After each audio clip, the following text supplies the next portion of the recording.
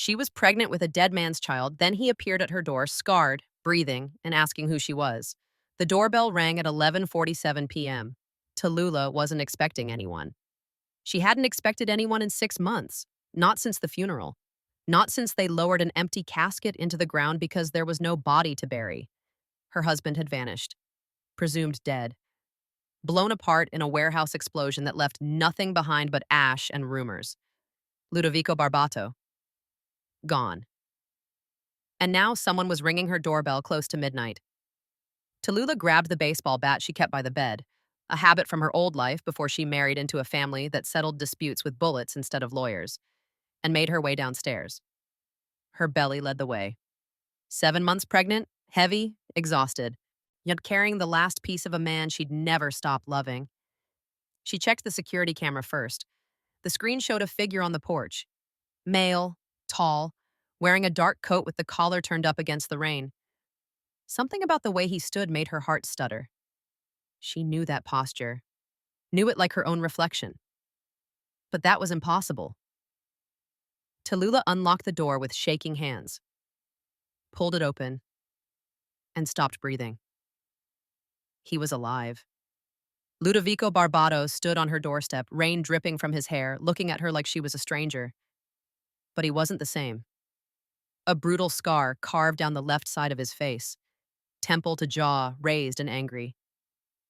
His eyes, once warm, held nothing. No recognition, no love, no memory. "I'm sorry to bother you," he said, his voice, God, his voice. "Ah, but I was told you might know who I am." Tallulah gripped the doorframe. The world tilted. "Ludo?" He blinked. "Is that my name?" She brought him inside because what else could she do? He sat at the kitchen table, their kitchen table where they'd shared 1,000 meals, 1,000 arguments, 1,000 whispered plans for the future, and looked around like he'd never seen any of it. "The doctor said I was found on the riverbank," he explained. 3 months ago.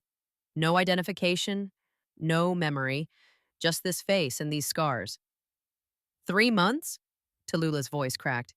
"You've been alive for 3 months? I didn't know where to go, who to contact." His eyes dropped to her belly, widened. "You're pregnant." "Yes." "Is it?" He stopped, swallowed. "Is it mine?" The question shattered something inside her. You don't remember?" "I don't remember anything." His voice was hollow, lost. "Not my name, not this house, not—" His gaze met hers. "Not you." Tallulah sank into the chair across from him. The man she'd mourned, the man she'd loved, the father of her child. He was sitting right in front of her, and he had no idea who she was. Hit subscribe, and let me keep you company with a new story every day. Tallulah Merriweather had never belonged anywhere. Raised by a single mother who worked 3 jobs and died too young. Bounced between relatives who saw her as a burden. She learned early that love was conditional. Safety was temporary. And depending on anyone was a guaranteed path to disappointment. Then she met Ludovico Barbato. He walked into the diner where she waitressed on a rainy Tuesday night. Expensive suit, dangerous eyes. Net the kind of man who made other men cross the street. He ordered black coffee, left a $100 tip, and came back every night for 3 weeks straight. "You're stalking me," Tallulah said finally, refilling his cup. "I'm courting you." "Same thing." Ludovico smiled. Slow, warm, devastating. "Have dinner with me. One dinner. If you hate it, I'll never come back." She hated how much she didn't hate it. Their courtship was a collision. Tallulah was stubborn, sharp-tongued, allergic to vulnerability. Ludovico was patient, persistent. The kind of man who listened like her words actually mattered. He told her the truth on their 5th date. "My family is not normal," he said carefully. "We operate in spaces the law doesn't reach." "You're in the mafia." Yes, Tallulah should have run. Tallulah should have thanked him for the honesty and disappeared. Instead, she said, "Are you a good man, Ludovico?" He was quiet for a long moment. "I try to be. For you, I want to be." That was enough. They married 6 months later. Small ceremony. No guests except family. Tallulah wore a simple white dress and felt like a queen. The Barbato family accepted her cautiously. His mother, Oriana, watched her like a hawk. His uncle, Massimo, asked pointed questions about her intentions. His younger sister, Benedetta, was the only one who seemed genuinely happy. Finally, Benedetta whispered at the reception, someone to make my brother human again. Tallulah didn't understand then. She understood now. Ludovico carried weight she couldn't see, responsibilities that aged him, decisions that haunted him. He'd inherited leadership of the family at 27 when his father was assassinated. 10 years later, the burden still showed in his eyes when he thought no one was watching. But with Tallulah, he softened. He laughed. He slept. He talked about futures that didn't involve bloodshed. I want out, he confessed one night, holding her close. I want to give you a normal life, a family, everything you never had.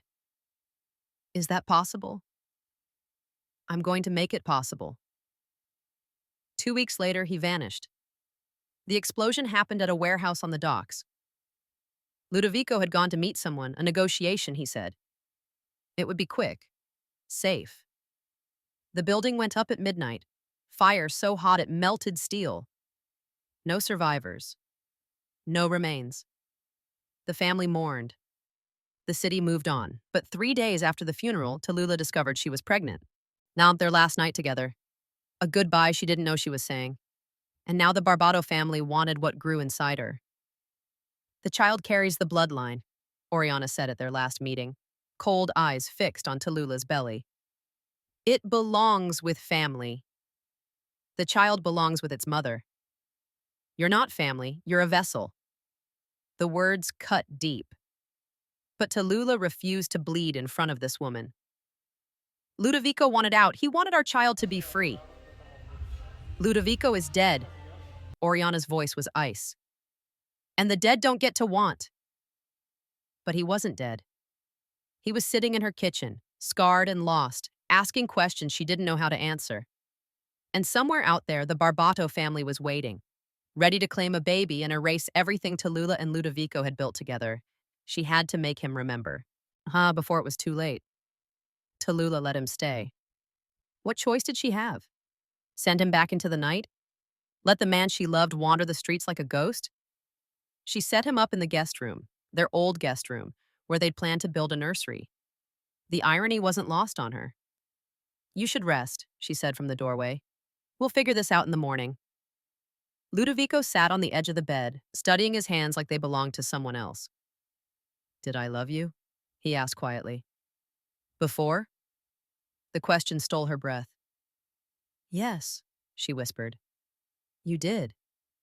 How do you know? Because you told me every single day.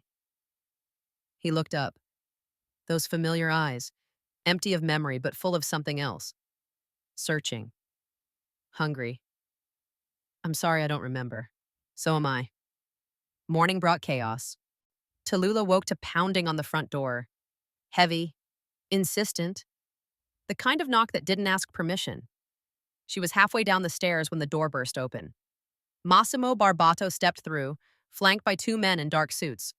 Ludovico's uncle, the family's enforcer, built like a weapon and twice as dangerous. Where is he? Massimo demanded. Tallulah's blood ran cold. What are you talking about? Don't play games with me, girl. He grabbed her arm. Our people spotted him last night, walking through the city. Alive. Let go of me. Massimo. The voice came from the top of the stairs. Everyone froze. Ludovico descended slowly. He moved differently now, cautious, uncertain. Not the commanding presence Tallulah remembered, but Massimo didn't seem to notice the difference. Ludovico. Massimo released Tallulah, a genuine shock cracking his composure. Dio mio, you're alive. So I'm told. We searched for weeks. The explosion. We thought, I don't remember the explosion. Ludovico reached the bottom of the stairs, positioning himself between Massimo and Tallulah. Protective, instinctive. I don't remember anything. Massimo's eyes narrowed. What do you mean? My memory is gone. I woke up 3 months ago with nothing. No name, no past, no identity. The only reason I'm here is because someone recognized my face and pointed me in this direction. Silence filled the room. Then Massimo smiled. Slow, calculating. This changes everything. Within the hour, the estate was swarming with Barbados. Oriana arrived in black, studying her son like he was a puzzle to solve. Benedetta came too, tearful, relieved, throwing her arms around a brother who didn't remember her face. We need doctors, Oriana commanded. Specialists, the best money can buy. Mother, Benedetta started. He leads this family. We need him whole. Tallulah watched from the corner, invisible again. The vessel, the outsider, until Oriana's gaze found her. You. The older woman crossed the room, voice low and dangerous. You knew he was alive. I found out last night, same as you. And yet you didn't call us immediately. He's my husband. He's our blood. Oriana's lip curled. And that child you're carrying? It belongs to this family now more than ever. Ludovico may be alive, but he's broken. We need an heir. He's standing right there. Talk to him about heirs. He doesn't remember wanting heirs. He doesn't remember wanting you. Oriana leaned closer. But he'll remember duty, family, legacy. We'll make sure of it. Tallulah found Ludovico on the back porch an hour later. He stood alone staring at the garden he didn't remember planting. They want to take me somewhere, he said without turning. Specialists, tests. They say they can fix me. Do you want to go? I don't know what I want. He turned to face her. But I know I don't trust them. Why? Instinct. His jaw tightened. Something about the way they look at me. At you. At your belly. He paused. Who are they really, Tallulah? She took a breath. They're your family. They don't feel like family. They feel like captors? He met her eyes. Yes. Tallulah's heart cracked. Because even without his memory, Ludovico Barbado recognized the cage. Then we have a problem, she said quietly. Because they're not going to let either of us go. Co-pilot said, #Phase 4, complications cascade. The specialists arrived, Phase 4, complications cascade. The specialists arrived the next day, 3 doctors, cold eyes, expensive suits. They examined Ludovico like he was a machine to be repaired, not a man to be healed.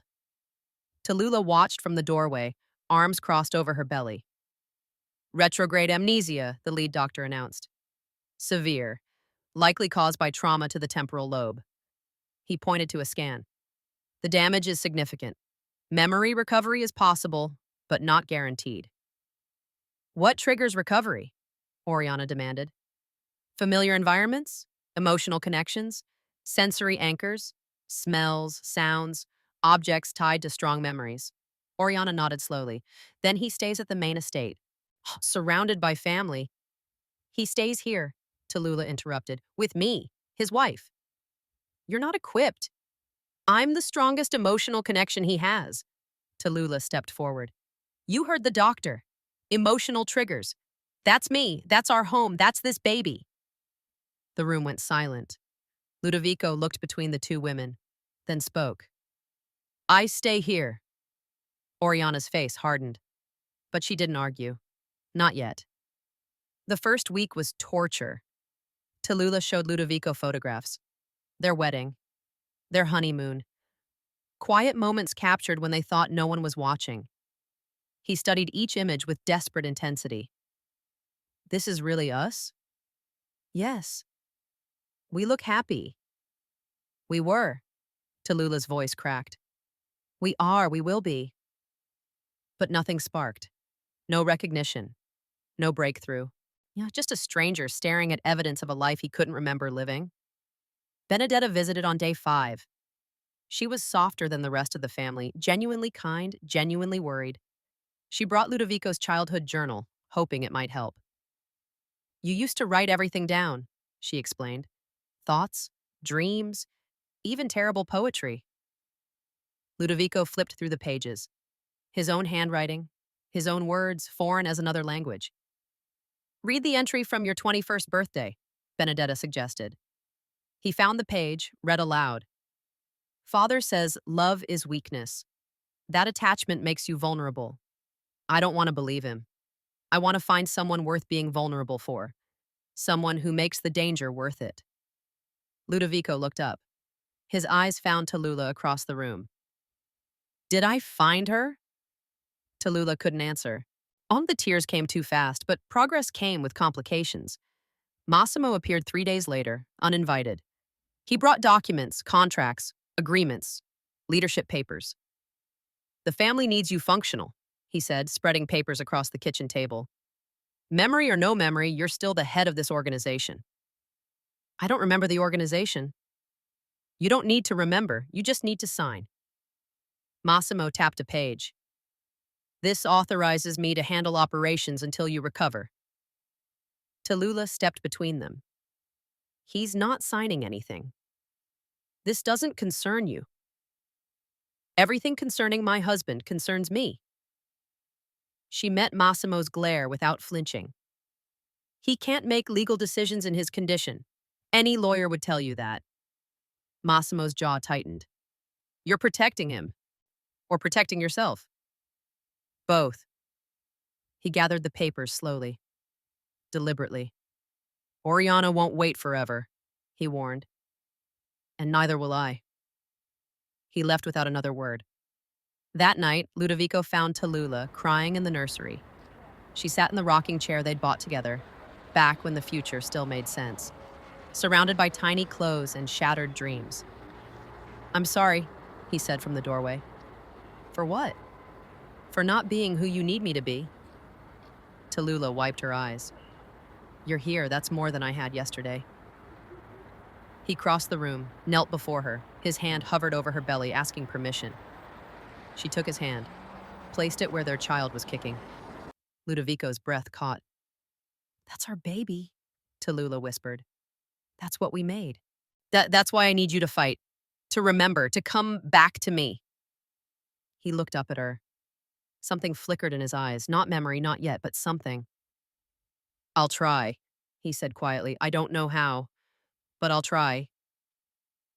It wasn't enough, but it was a start, until Tallulah received the letter. It arrived the next morning.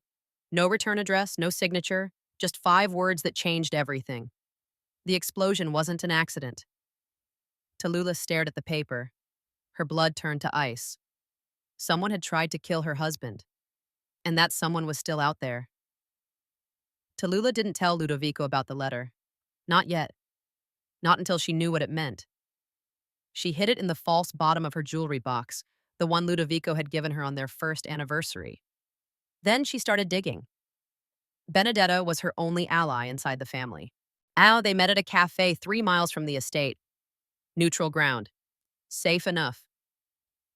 I need to know what happened the night of the explosion, Tallulah said. Everything. Benedetta stirred her coffee nervously. Ludovico went to the warehouse to meet someone. A potential ally. Someone who promised to help him exit the business. Who? I don't know. He kept it secret, even from family. Benedetta's voice dropped. But Massimo knew about the meeting. He tried to stop Ludovico from going. Why? He said it was dangerous, that the contact couldn't be trusted. Tallulah's stomach tightened. But Ludovico went anyway.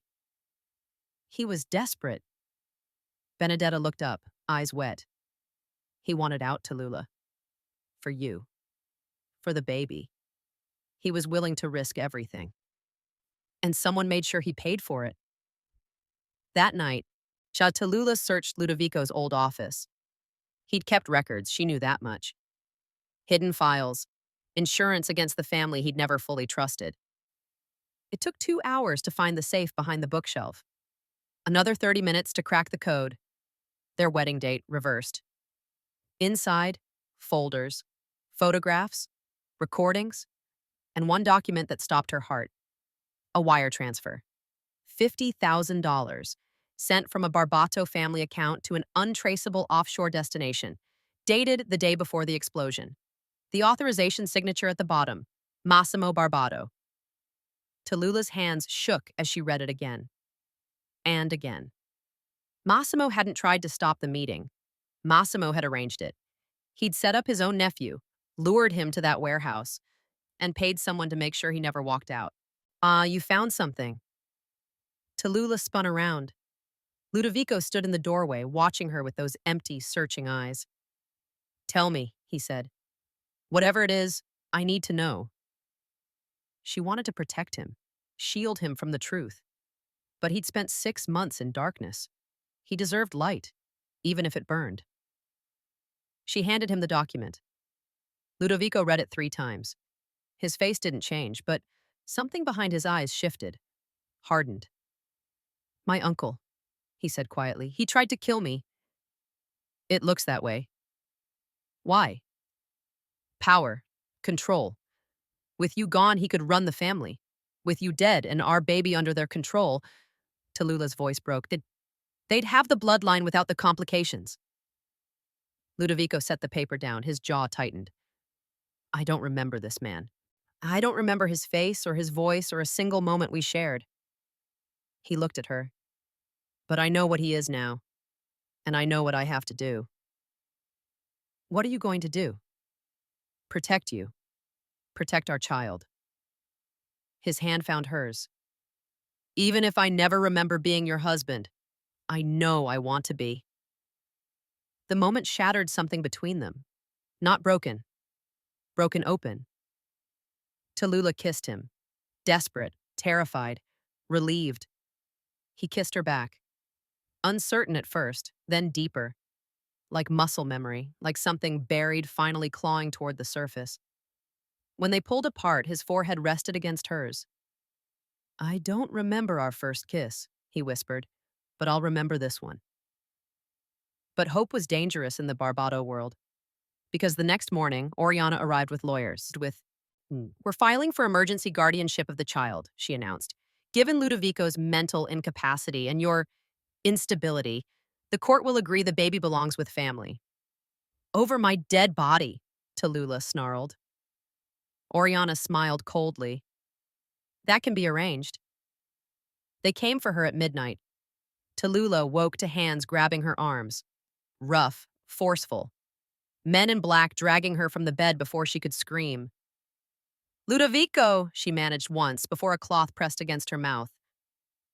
Darkness swallowed everything. She woke in a room she didn't recognize. Cold walls, no windows. A single light hanging from the ceiling. Her hands were bound to a chair. Her belly ached with the weight of fear. The door opened. Massimo walked in.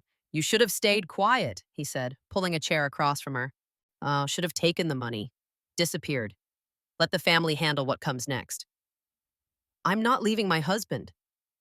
He's not your husband anymore. Massimo leaned forward. He's a shell, a broken puppet. And once we convince the courts he's unfit, once we control the child, we won't need him at all. Tallulah's blood ran cold. You're going to kill him. Again. Properly this time. Massimo shrugged. The first attempt was sloppy. Contractors can be unreliable, but family? He smiled. Family finishes what it starts. Why? Tallulah demanded. He's your nephew. Your blood. Blood means nothing. Power means everything. Massimo stood, circling her chair. Ludovico was weak, talking about leaving, retiring, giving up everything our ancestors built because he fell in love with some waitress. He wanted a better life. He wanted to destroy us. Massimo stopped behind her. The Barbato Empire doesn't retire. It doesn't soften. And it certainly doesn't abandon its legacy for a pregnant nobody. Tears burned Tallulah's eyes. Oriana knows about this? Who do you think gave the order? The weight of betrayal crushed her. Not just Massimo. Oriana, too, the entire family, conspiring against the son they claimed to love. What happens to my baby? Tallulah whispered. The child will be raised Barbato. trained properly, made into what Ludovico refused to become. And me? Massimo was quiet for a moment. You were never part of the plan. Hours passed, maybe days. Tallulah lost track. The room had no clock, no windows. No, only the flickering light and the growing ache in her belly. She thought about Ludovico, about the man he'd been, the man he was trying to become. She thought about their baby, the life she might never hold, and she refused to give up. The door opened again. But this time, it wasn't Massimo. It was Benedetta. Shh. The younger woman rushed to untie her. We don't have much time. How did you find me? I followed Massimo. He's been hiding things, meeting with people, making calls he shouldn't. Benedetta's hands shook as she worked the knots. When you disappeared, I knew. Does Ludovico know I'm gone? Benedetta's face crumpled. They told him you left, that you ran away, abandoned him and the baby. He believed them? He didn't want to?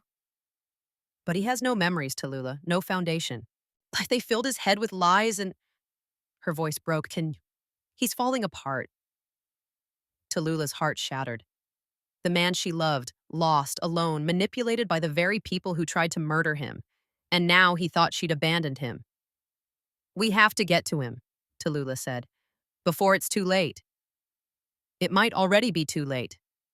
Benedetta pulled her toward the door. They're taking him to the main estate tonight, a family meeting.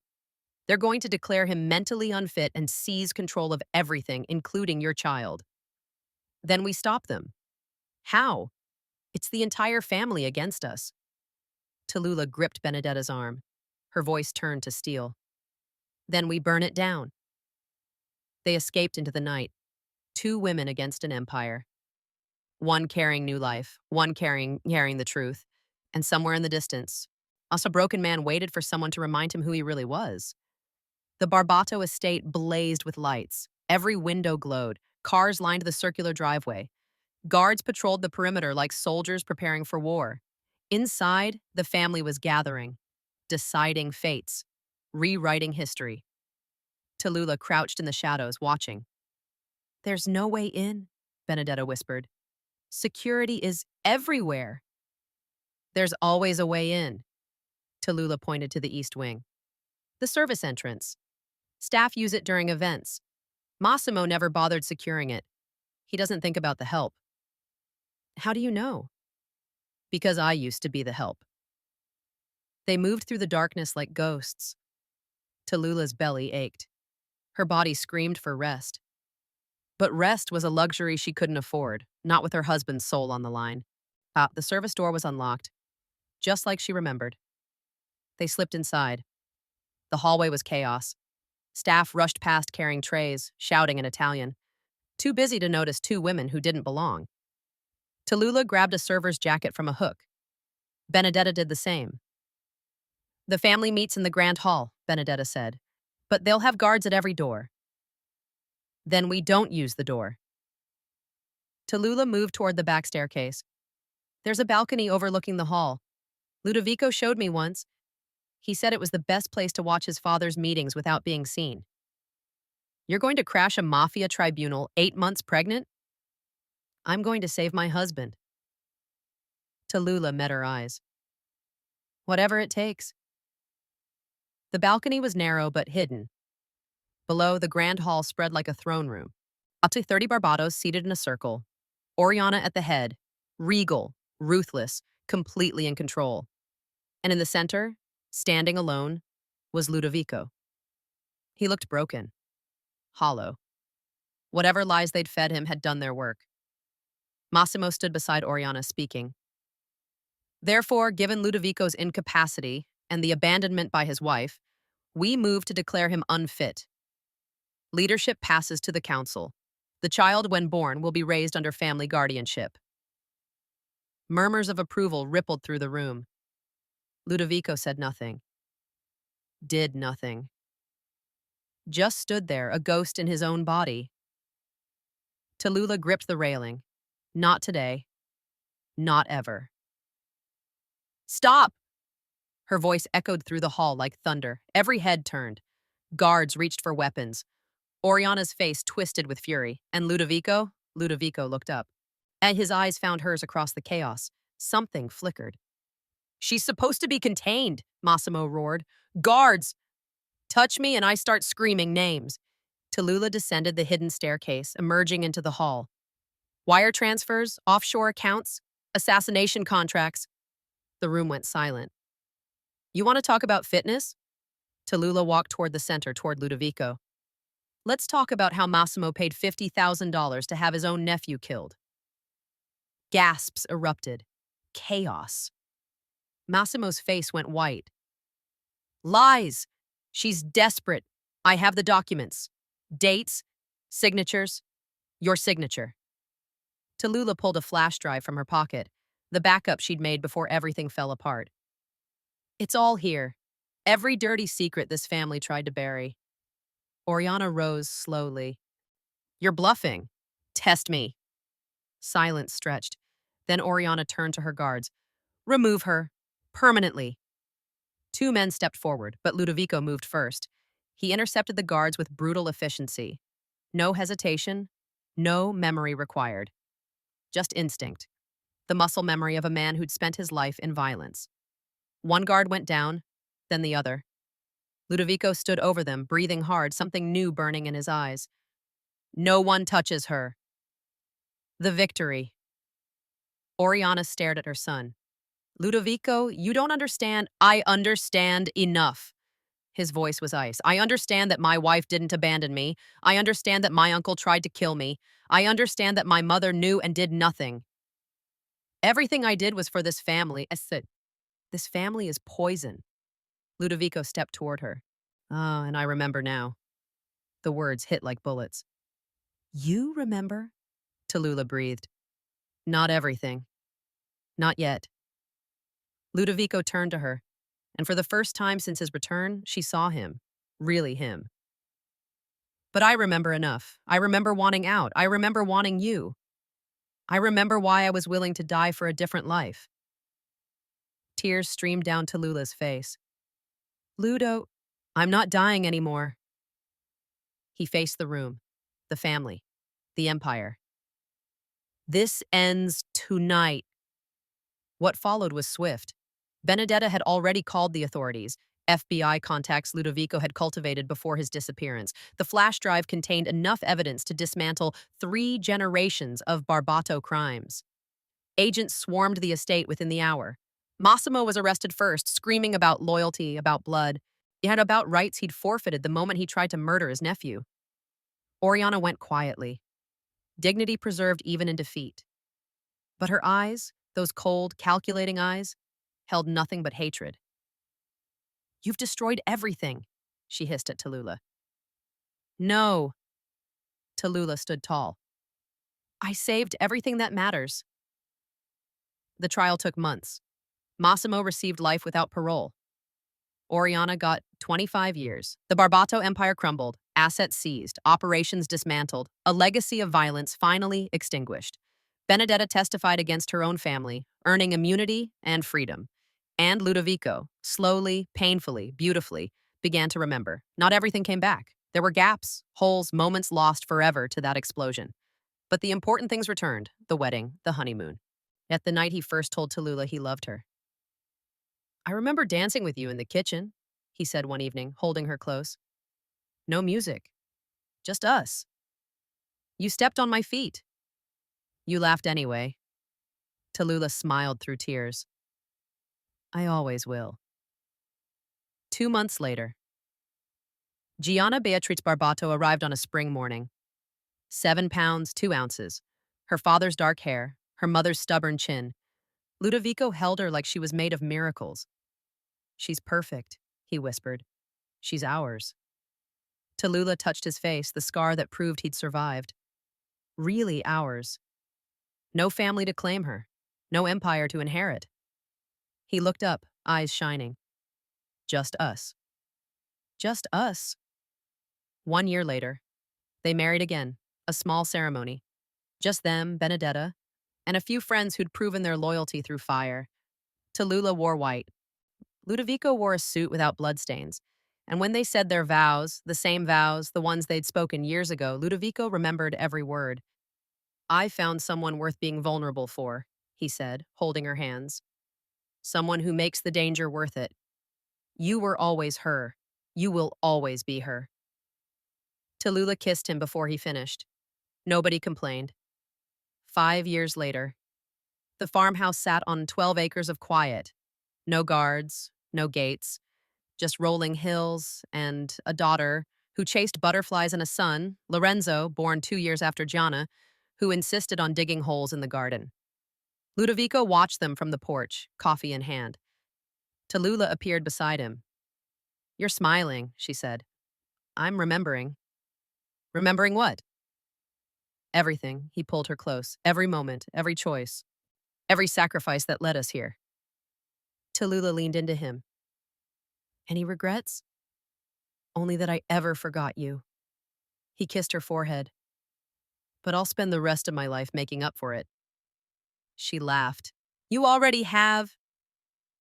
The children screamed with joy in the distance. The sun set golden over the hills.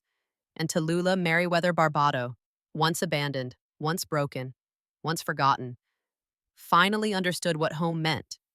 Not a place, not a name. A person who chooses you. Every single day, moral of the story. Love is not found in memory, it's found in choice. The people who truly belong to you will choose you even when the world tells them to walk away. When everything is lost, your past, your identity, your future, what remains is the courage to fight for what matters. Family isn't blood. Family isn't legacy. Yet family is who stays when staying costs everything. Thank you for spending time with me today.